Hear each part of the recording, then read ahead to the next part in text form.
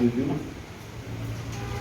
Kemudian S3-nya Doktor Ilmu Hukum, program studi ilmu hukum pasca Unhas tahun 2017. Kemudian riwayat organisasinya salah satunya adalah Ketua Lembaga Konsultasi dan Bantuan Hukum UPI Makassar. Selain itu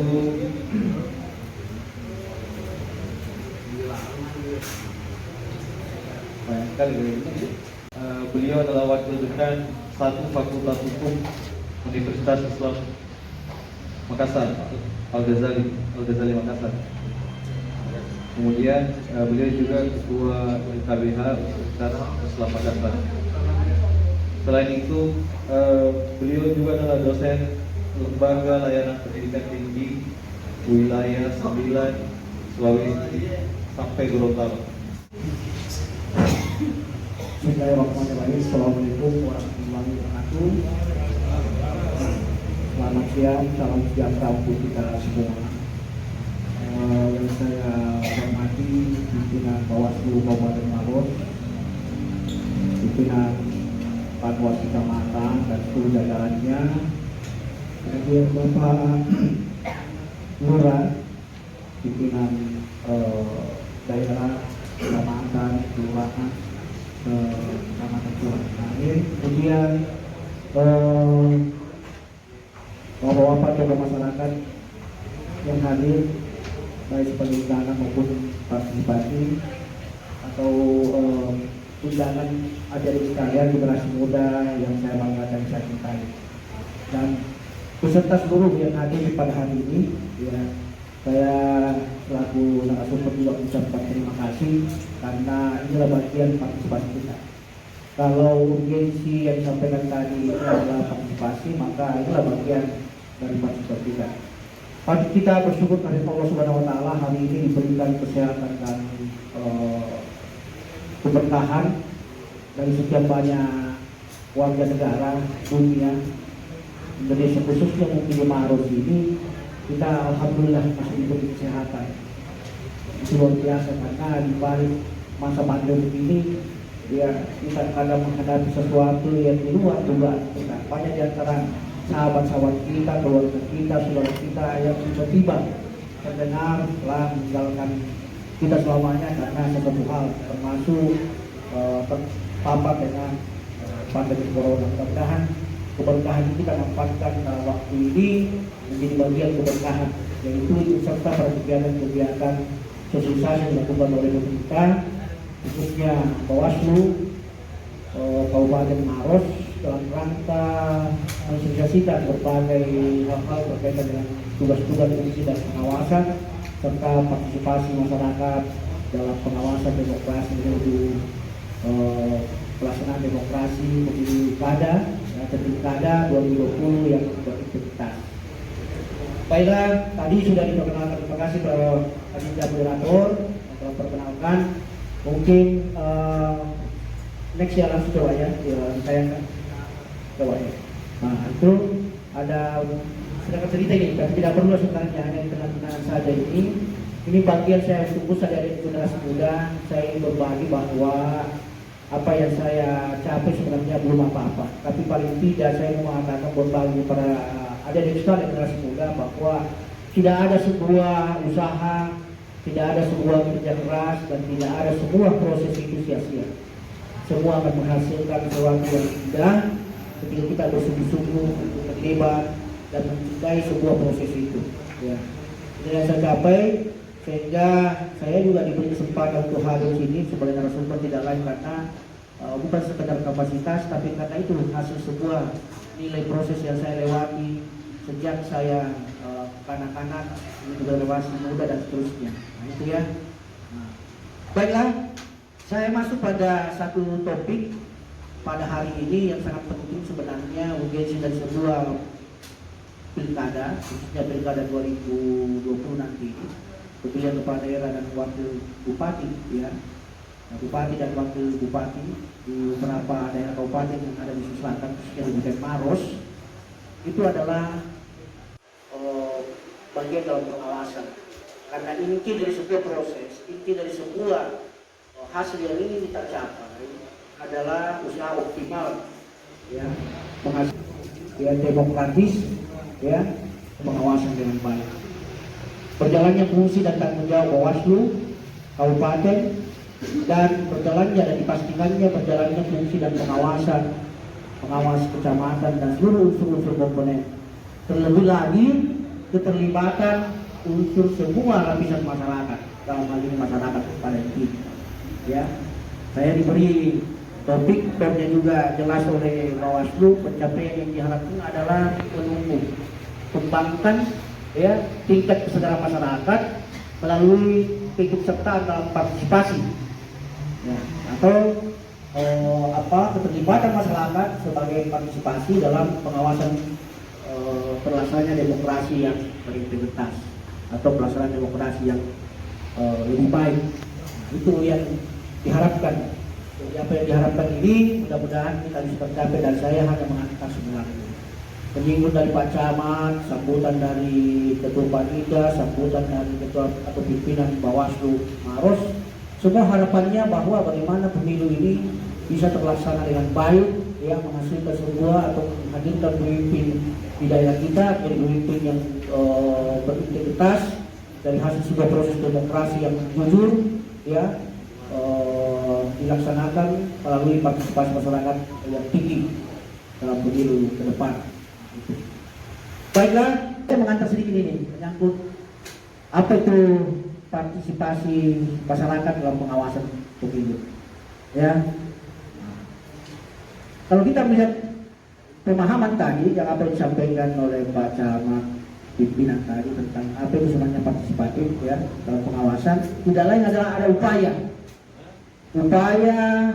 meningkatkan partisipasi masyarakat, ya, dalam kegiatan pengawasan demokrasi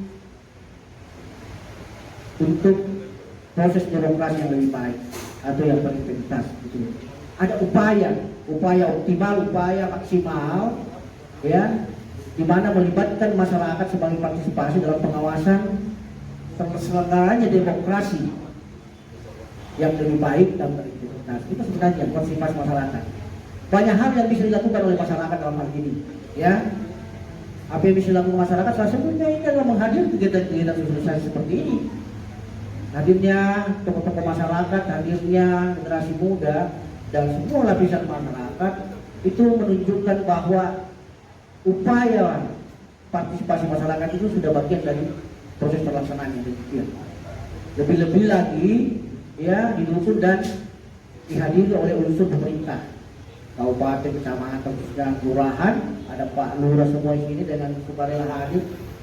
Luar biasa saya apresiasi ini Bapak Lurah mau hadir sama-sama kita ini. Karena kita mau menyinggung sedikit ini, mohon maaf untuk Pak Lurah ini. Bagian kerawanan pemilu salah satunya itu keterlibatan nanti di unsur aparat di kelurahan, kecamatan, staf dan sebagainya, dan keluarga misalnya. Ini kan makanya singgung-singgung sedikit. Di tema saya dikasih tema partisipasi masyarakat, tapi saya sedikit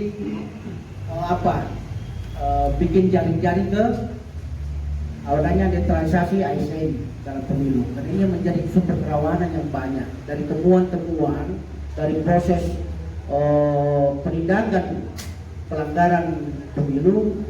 Di sini sumber kerawanannya adalah tidak netralnya ASN yang menjadi bagian dari warga negara Indonesia ini.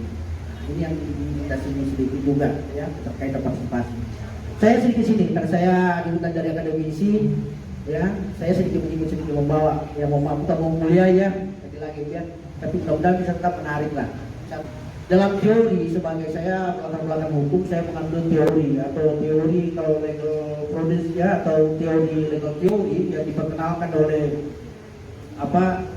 Skelsman misalnya, ya, atau Possible, ya, itu melihat bahwa ketaatan manusia atau orang itu bisa dilihat dari paling tidak 3 jenis ketaatan, Pak. Ya, kita lihat orang kita mau taat karena bagian dari pengawasan itu adalah melakukan privacy sebenarnya.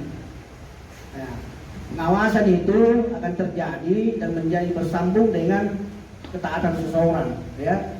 Yang pertama, ketaatan karena bersifat komprehensif misalnya. mereka mentaati aturan itu bukan karena ketidaktahuan, tapi lebih pada karena takut pada sanksi. Nah, dia lebih takut pada karena ada sanksi. Coba ada sanksi enggak? Kamu tahu itu apakah itu ada aturan tidak? Tapi karena ada sanksi dia mulai ragu dan dia taat pada aturan. Lebih-lebih lagi dia mentaati sesuatu atau aturan itu karena ada aparat yang dia lihat. Ada sesuatu yang menurut dia mengancam dirinya, mengancam keluasaannya dan sebagainya kalau dia melakukan pelanggaran-pelanggaran, sehingga dia taat. Bukan muncul pada hati, bukan muncul karena kesadaran, tapi lebih pada karena ketakutan terhadap adanya ancaman sanksi atau karena ada petugas yang memata-matai, yang mengintai dan sebagainya. Nah, contoh di pemilu, nanti mentaati tidak mau melanggar hukum karena tahu ada tetangga saya orang Bawaslu, ada teman saya yang sering main domino tiap malam, orangnya Panwas kecamatan, mana bisa dilapor apa. Jadi taat karena diawasi, takut karena sanksinya, bukan karena muncul dari sadar hati. Ini dalam posisi-posisi ketaatan ini termasuk saudara masih lemah sebenarnya, ya itu. Ini bagian. Kemudian ada ketaatan yang bersifat identification, ya. Nah, ini kalau teori ini yang dilihat ini bahwa seorang mentaati suatu aturan itu hanya karena takut pada hukuman baik. Kebetulan saya kenal baik dengan Pak Lurah, ya. Apalah artinya saya sahabat, terus saya tiba-tiba provokasi pelanggaran-pelanggaran pilkada di daerah saya. Nanti Pak Lurah nanti tidak mau lagi ngajak saya main bola atau jalan-jalan di rumah makan misalnya. Ketakutan hubungan baik saja, Pak. Mereka mentaati hukum, mau taat pada aturan-aturan pemilu, tidak mau melanggar pemilu karena semata-mata ya takut hubungan baiknya itu rusak. Saya taati hukum dan sebagainya ini tidak perlu kalau Pak Habib lagi nggak mau berteman dengan saya, ya menghindari hubungan baik ini misalnya ini karena jadi bukan muncul benar-benar dari kesadaran, bukan muncul karena mengetahui aturan itu merugikan dan berdampak positif. Selanjutnya ketaatan itu bersifat internalisasi ini. Apa yang dimaksud di sini adalah seseorang mentaati aturan itu benar-benar karena merasa bahwa aturan itu ya sesuai dengan nilai-nilai yang dipahami, yang dianut, yang dipercaya atau diyakini bahwa itu bermanfaat bagi dirinya dan orang lain dan lingkungannya. Nah, pada porsi ini orang taat hukum, sadar akan hukum karena benar-benar karena kebutuhan, karena kesadaran, bukan karena takut sanksi, bukan takut di penjara, bukan karena takut hubungan baiknya dengan Pak Bupati, Pak Camat atau Bawaslu dan sebagainya, bukan, tapi benar-benar disadari sebagai sebuah kesadaran untuk taat hukum karena bermanfaat dan diyakini bahwa apa yang dilakukan ketaatan itu benar-benar bermanfaat bagi dirinya, bagi lingkungannya dan bagi sebuah proses pemilu misalnya. Itu. Jadi dia tidak mau melanggar hukum, tidak mau melanggar aturan-aturan semata-mata menyadari bahwa ini penting. Nah, bagian dari partisipasi kita ini adalah taat terhadap hukum. Bagian dari partisipasi masyarakat adalah bagaimana hukum, bagaimana undang-undang pemilu, peraturan-peraturan pemilu itu kita taati bersama secara jujur dan berintegritas. Itu. Ya, next.